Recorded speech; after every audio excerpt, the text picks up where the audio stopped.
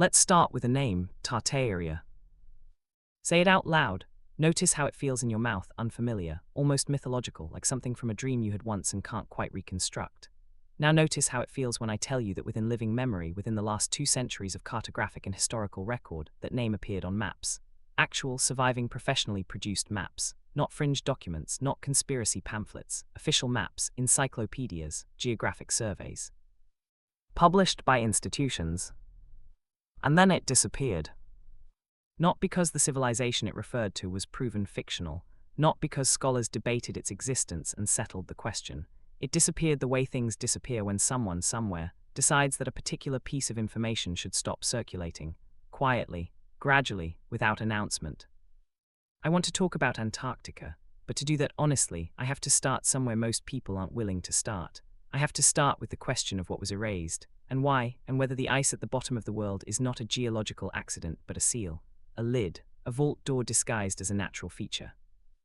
And I want to start with a name that was removed from maps and then, 4 years later, a continent that was officially added to them. Before I go any further, let me be clear about something. I am not telling you what to believe. I am not handing you a conclusion and asking you to adopt it. What I am doing is something more uncomfortable than that. I am asking you to look at a series of facts, dates, and patterns that the official record acknowledges, and sit with the question of whether the story we've been told about them holds together. Because when I started doing that, it didn't. The year is 1816. The world is already strange. Across Europe, North America, and Asia, summer doesn't arrive. Snow falls in June, crops fail on every continent simultaneously. Livestock die, famine spreads from New England to northern China. The sky turns colors it has no business turning: orange, purple, red at noon. Writers describe it, painters paint it. Diarists document it with the specific bewildered horror of people watching natural law suspend itself. The official explanation is a volcano. Mount Tambora, Indonesia, 1815. A massive eruption, the story goes, that ejected enough particulate matter into the atmosphere to dim the sun globally for over a year. The year without a summer. Cause and effect. Clean, tidy, filed. But I've been in the archived accounts, and the more time I spend there, the more the tidiness starts to feel like a decision rather than a conclusion, because the uniformity of what happened in 1816 doesn't behave the way volcanic winter behaves. Volcanic cooling is regional, it clusters, it fades outward from the eruption site. What happened in 1816 was simultaneous, global, uniform in a way that defies the physics of ash dispersal. And here's the thread I keep pulling. What happens to ice formation when the sky goes dark across the entire planet? What happens at the poles when a global atmospheric event drives temperatures down not regionally, not temporarily, but everywhere all at once for over a year? I'll tell you what happens: ice advances. Now hold that image, a world going dark, ice advancing at the poles, the southern continent freezing, sealing, going silent. And then turn the clock forward exactly 4 years. 1820. Antarctica is officially discovered. 3 expeditions, British, American, Russian, operating independently, we are told, converging on the same region, in the same year, within months of each other, all 3 claiming first sighting, all 3 entered into the record simultaneously. That is either the most extraordinary coincidence in the history of exploration, or it is the most revealing one. Think about what preceded that moment. Think about what was already known, because this is where the story cracks open, and I need you to stay with me here, because what I'm about to describe is not speculation. These are documents that exist, that you can look at, that researchers have looked at for decades and never satisfyingly explained. The Piri Reis map, 1513. Drawn by an Ottoman admiral, surviving fragment of a larger chart, shows a southern landmass with a detailed articulated coastline, not a vague philosophical gesture toward the idea of a southern continent, a charted coast with features, bays, inlets, geographical specificity. When researchers in the 20th century overlaid that coastline against modern satellite and sonar imaging of the subglacial terrain beneath the Antarctic ice sheet, the rock beneath 2 miles of ice, the alignment was precise, not approximate, precise enough that it required explanation. The explanation the academic establishment reached for was lucky guessing. Ancient cartographers speculated about a southern landmass for philosophical reasons, they said: symmetry. The idea that a northern landmass must be balanced by a southern one. I want you to think about that explanation for a moment. You can philosophically speculate your way to a southern continent. You cannot philosophically speculate your way to a specific, accurate coastline. You cannot guess the subglacial geography of a continent buried under 2 miles of ice. You cannot theorize your way to river systems and mountain ridges that 20th century sonar technology would later confirm. You map that from observation, from presence, from knowledge that belongs to someone who was there. Someone was there. And that someone was not us, not our civilization, not anyone the official timeline accounts for. Now I want to say the name again, Tartaria. Because this is where Antarctica stops being an isolated mystery and starts being a piece of something much larger. If you've spent any time in the alternative history space, and I know many of you have, that's why you're here, you've encountered the Tartaria hypothesis. The broad outline is this, that prior to the 19th century, there existed a global civilization of significant sophistication, architecturally advanced, geographically connected, present across multiple continents simultaneously, leaving behind infrastructure that our official history has no satisfying account for. The mud flood, the buried ground floors, the first-story windows that now sit below street level in cities across Russia, Europe, and North America, the cathedral in the frontier town that would have taken 2 decades and a workforce that didn't exist to build, the sewer systems installed in cities that were, by official record, wilderness 5 years before the systems appear, the civic architecture in places with no civic history, the grid layouts in cities supposedly founded from nothing. The buildings that show up fully formed, without a construction phase, without scaffolding evidence, without the archaeological mess that human settlement always leaves behind. That pattern repeats globally.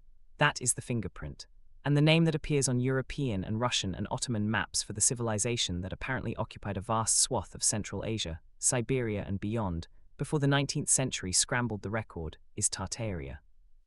Not a country, not an empire in the way we use that word, something harder to define, a presence, a civilization whose boundaries we cannot draw cleanly because the record was not allowed to remain clean.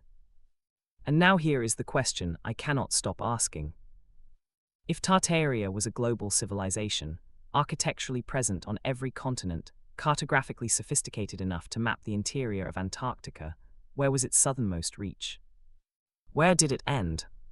What if it didn't? What if Antarctica was not uninhabited wilderness before the ice came? What if it was, in historical time, recent enough for human cartographers to record it, a landmass with rivers, with geography, with civilization?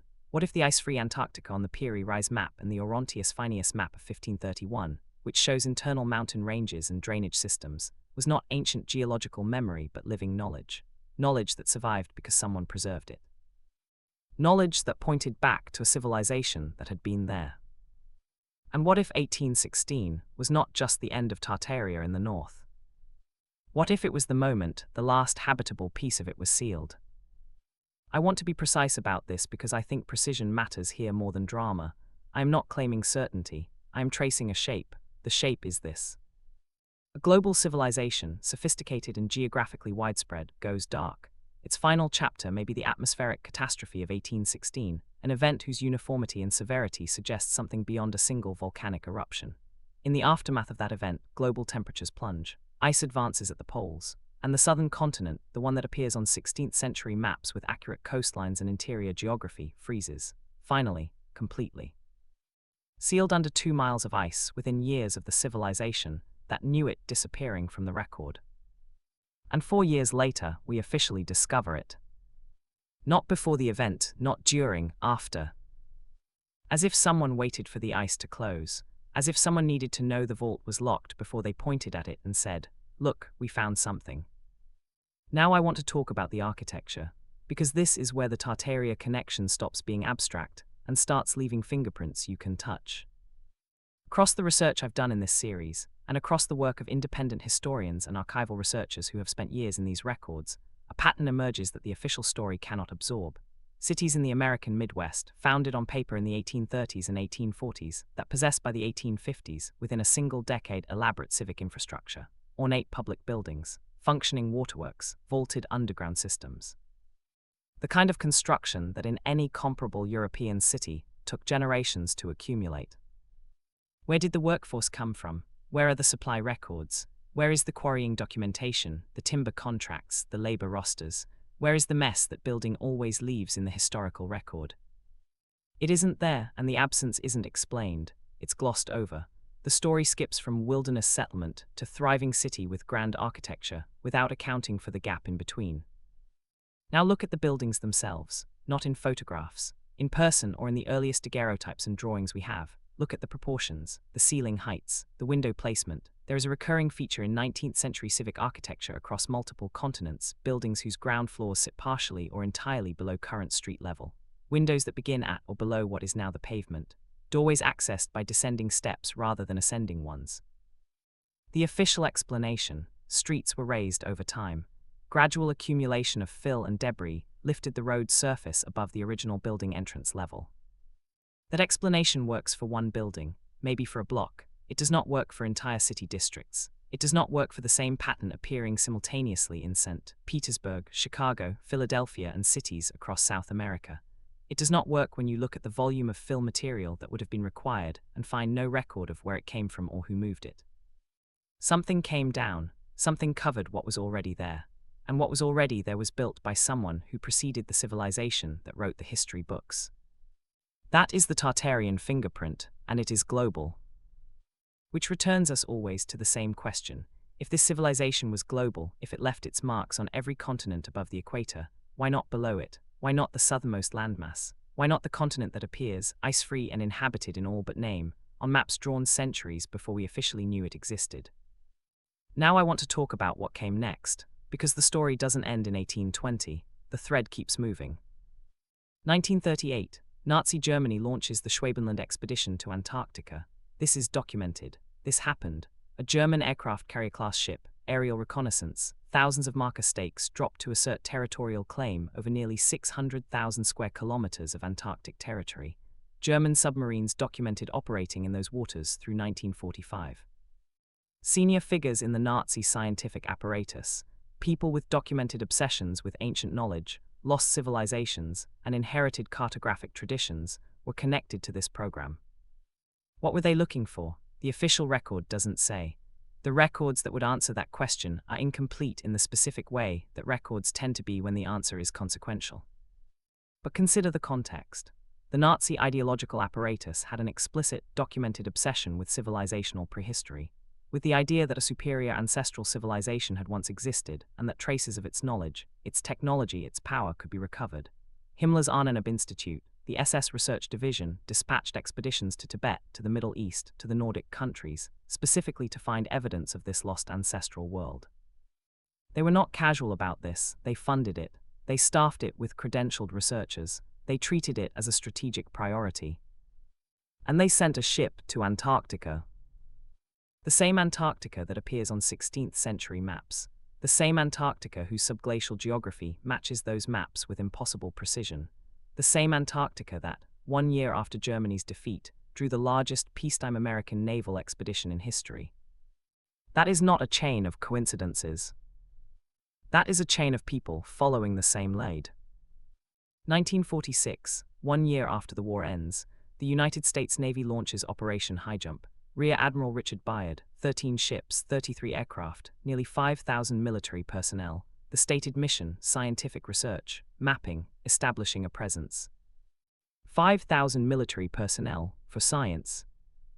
Byard's expedition was cut short, officially due to weather and supply limitations, but the accounts that came out of that expedition, Byard's own reported statements, describe something that the official record never incorporated, never investigated, never explained. Something that apparently warranted the largest peacetime military operation the United States had launched at that point being quietly concluded ahead of schedule and not repeated. What did they find, or more precisely, what did they find that they were not prepared for? We are not told. The silence there is specific, it has a shape. 1959, the Antarctic Treaty, 53 nations, prohibiting military activity, prohibiting mineral extraction, prohibiting nuclear testing. Signed in the same decade that sonar technology first gave us a clear picture of what was beneath the ice. 53 nations, agreeing on one thing about one place. In 1959, at the height of the Cold War, when the United States and the Soviet Union disagreed about everything, borders, ideology, economics, the basic nature of human society, they sat down together and signed a binding international agreement to keep Antarctica a restricted, treaty-protected, scientifically supervised preserve. Ask yourself, when else did that happen? When else, in the entire 20th century, did those two powers agree on anything, without the agreement being the result of decades of negotiation and mutual suspicion? The coordination problem doesn't go away when you call it coincidence. It deepens. Let me tell you what you cannot do.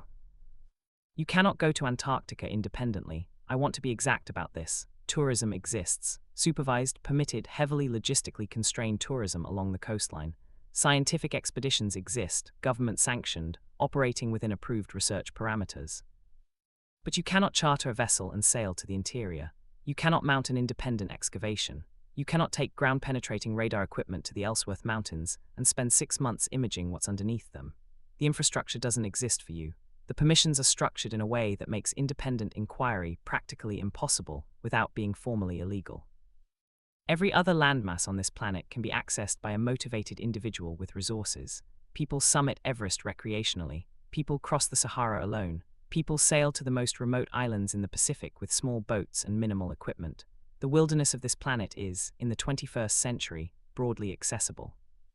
Except one place. And that place has a treaty. And that treaty was signed in the same decade that we first confirmed with technology what those 16th century maps had already drawn.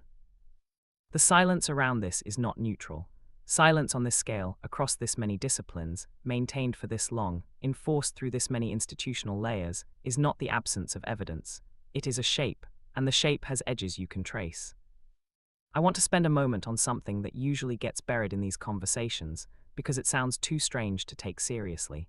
And I've learned to pay special attention to the things that sound too strange to take seriously, because that strangeness is often the point. There are structures in the Ellsworth Mountains of Antarctica, visible in aerial and satellite imaging, whose geometry has generated genuine, if quietly conducted, academic debate, not wild internet speculation. Actual researchers in actual journals, raising actual questions about the regularity of certain formations, the angles, the repetition, the way certain ridgelines don't behave quite the way purely geological formations tend to behave. The mainstream response is always the same word: non-attack, rocky peaks protruding through ice sheets, natural formations, nothing to see. And maybe that's right, maybe it is entirely natural, but here's what I notice: the debate is always shut down at the same point, not by evidence, by consensus, by the academic equivalent of a cleared throat and a changed subject. The researcher who pushes too hard on that question finds the question stops being fundable, stops being publishable, stops being something colleagues want to discuss in professional settings.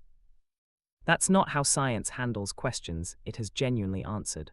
That's how institutions handle questions they've decided shouldn't be asked. And it connects back to the broader pattern.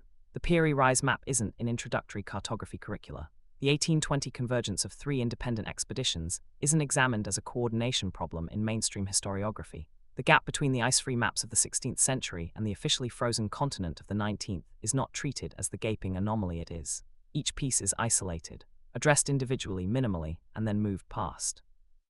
Never assembled, never looked at whole. Because whole, they don't resolve into coincidence. Whole, they resolve into something else entirely. I want to close with something I have been sitting with for a long time. The Tartaria hypothesis, whatever you make of it, asks one central question: what are we not allowed to remember? Not what we've forgotten. Forgotten implies accident, entropy, the natural decay of record over time. I'm asking about something more deliberate. What has been made difficult to remember? What threads were cut rather than frayed? What map was redrawn not because the old one was wrong, but because the old one showed too much? Because here is what the convergence of evidence suggests, and I am presenting this as a question, not a verdict. Before the 19th century, there was a civilization on this planet that knew Antarctica, that mapped it, that may have inhabited it, that was sophisticated enough to transmit that knowledge across centuries, across the 1816 rupture, into the hands of an Ottoman admiral, a Nazi expedition, an American naval fleet, all of whom appear to have followed the same thread to the same place. That civilization is not in our textbooks. Its name, when it appears at all, appears as a footnote. Its architectural fingerprints are explained away one building at a time, case by case, never as a pattern, never as a whole, because the whole is too large to dismiss and too inconvenient to acknowledge. And its southernmost territory, the part that was still visible, still mappable, still accessible within historical memory, is now under 2 miles of ice, surrounded by international treaty. And functionally inaccessible to anyone without government sanction. What is under that ice? What records are down there? What structures? What evidence of a civilization whose existence would require us to rewrite not just our history books, but our entire understanding of how human civilization develops, spreads, and ends? Because here is the thing about Tartaria that I keep returning to, the reason it matters, the reason it's worth the discomfort of sitting with these questions seriously rather than dismissing them as fringe. If there was a civilization before ours, genuinely global, genuinely sophisticated, genuinely capable of mapping a continent we couldn't find until the 19th century, then its disappearance is not just a historical curiosity.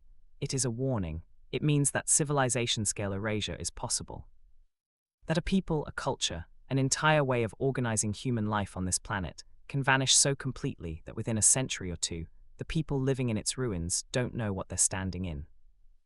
That should unsettle you, not because it happened to them, but because it tells you something about the fragility of the record, about how thin the membrane is between civilization and silence, about how little it takes, apparently, for the sky to go dark and the ice to close and the maps to be redrawn and the name to disappear from the atlases.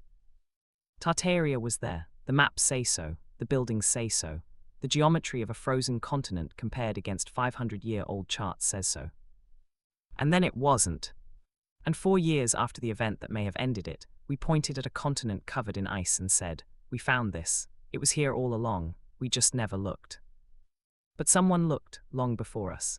Someone stood on that ice-free shore, measured the coastline, drew the bays and inlets with enough precision to survive comparison to satellite imaging 5 centuries later, and handed that knowledge forward through a chain of hands we cannot name and cannot fully trace. I don't know what's under that ice. But I know that whatever it is, 53 nations agreed, in the middle of the most fractious and violent century in recorded history, to make sure you couldn't go and look at it without their permission. I know that the most powerful military on Earth sent 5,000 soldiers to a frozen continent 1 year after a world war and came back early and quiet. I know that the maps we were supposed to find inconvenient were filed away and footnoted and professionally ignored for centuries. And I know that the word for what might be buried under that ice, the civilization, the architecture, the memory, the proof, is the same word that quietly vanished from our maps in the 19th century. Tartaria. I can't stop thinking about it, and once you start, I don't think you will either. If this series is doing something for you, if these questions are landing the way I hope they are, subscribe. Share it with someone who still trusts the official timeline. The next episode goes somewhere I've been building toward for months. Every thread we've pulled in this series leads there. I think you're ready. See you there.